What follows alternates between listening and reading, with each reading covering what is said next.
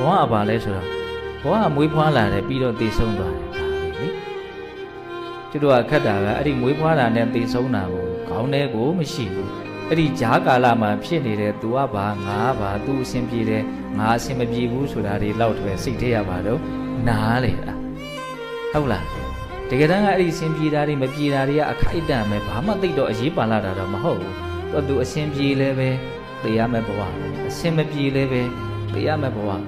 ဘဝကိုကျွတ်တော့ဟာသိရမယ်ဘဝလို့မြင်တတ်ဖို့လိုတယ်အဲ့ဒီအမြင်မှန်ကမရှိဘူးတော့မဟုတ်ဘူးရှိတယ်ဒါပေမဲ့ခေါင်းထဲကိုသိမရောက်ဘူးဖြစ်နေတယ်သူကဒီဘာဝနာတွေရဲ့အစွမ်းကထက်ခါဖြစ်အောင်လုပ်မှအစွမ်းကပြတာ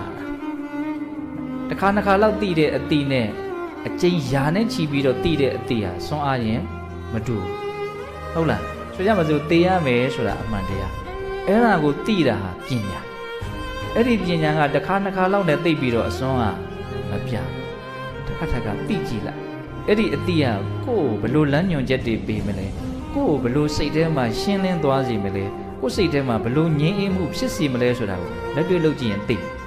မြတ်စွာဘုရားမရဏနုဒ္ဓတိတေခြင်းကိုဘာဘာထထအမှတ်ရမယ်ဆိုလို့ရှိရင်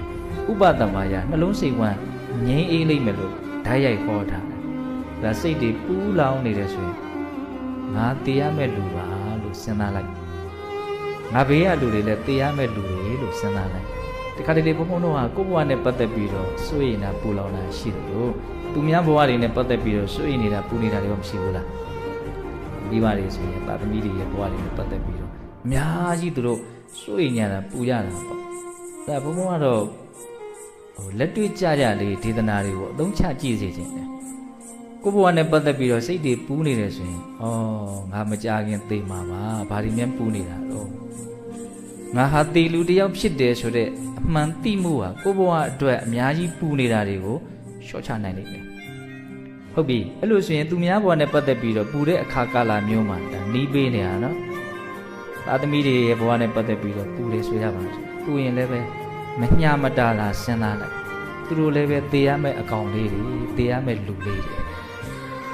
စိတ်ထဲမှာဘယ်လောက်ရှင်းသွားမလဲဆိုတာကိုလက်တွေ့လုပ်ကြည့်မှသိမှာနော်ဘုန်းကြီးကမင်္ဂလာမရှိတဲ့စကားပြောနေအောင်မင်္ဂလာမှအလွန်မင်္ဂလာရှိတဲ့စကားပြောတယ်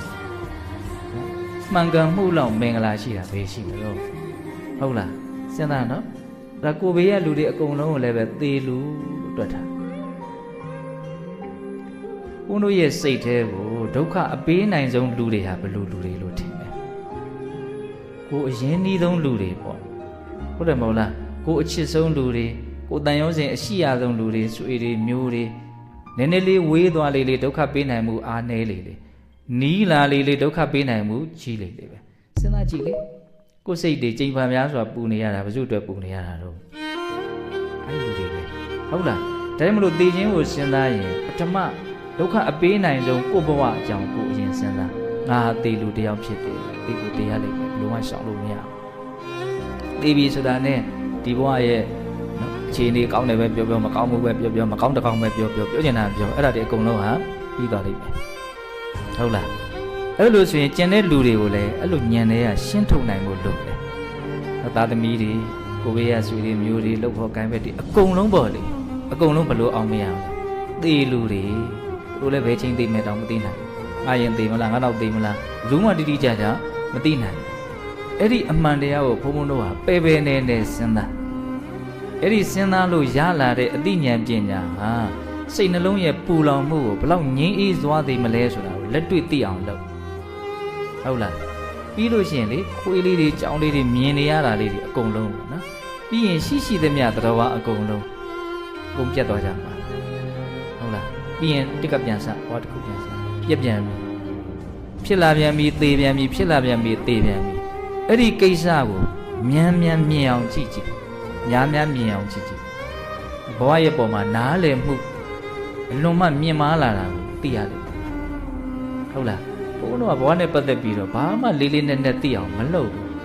ဘဝနဲ့ပတ်သက်ပြီးတော့ဘုန်းတို့နားလည်တာကရှင်းသန်းနေတဲ့အခိုက်အတန့်မှာဘလို့နေရမလဲဆိုတဲ့ကိစ္စကိုပဲအများကြီးတွေးတာသူများအဆင်ပြေတယ်အဆင်မပြေဘူးအဆင်ပြေတယ်မပြေဘူးပြောနေတာကိုကစားဘာနဲ့ပတ်သက်ပြီးတော့ပြောနေတာတော့ရှင်းသန်းနေတာနဲ့ပတ်သက်ပြီးတော့ပဲပြောနေတာဒါမင်းအဆင်ပြေမပြေသေလဲသေရအောင်မှာဆိုတာဘာတော့အမှန်တရားကြီးအဲ့ဒီအမှန်တရားကိုဘုန်းတော်ဘာလို့အောင်တော့ စဉ်းစားရမယ်ခုဒီမှာမြတ်စွာဘုရားအနှစ်ချုပ်လေးပြောတာနော်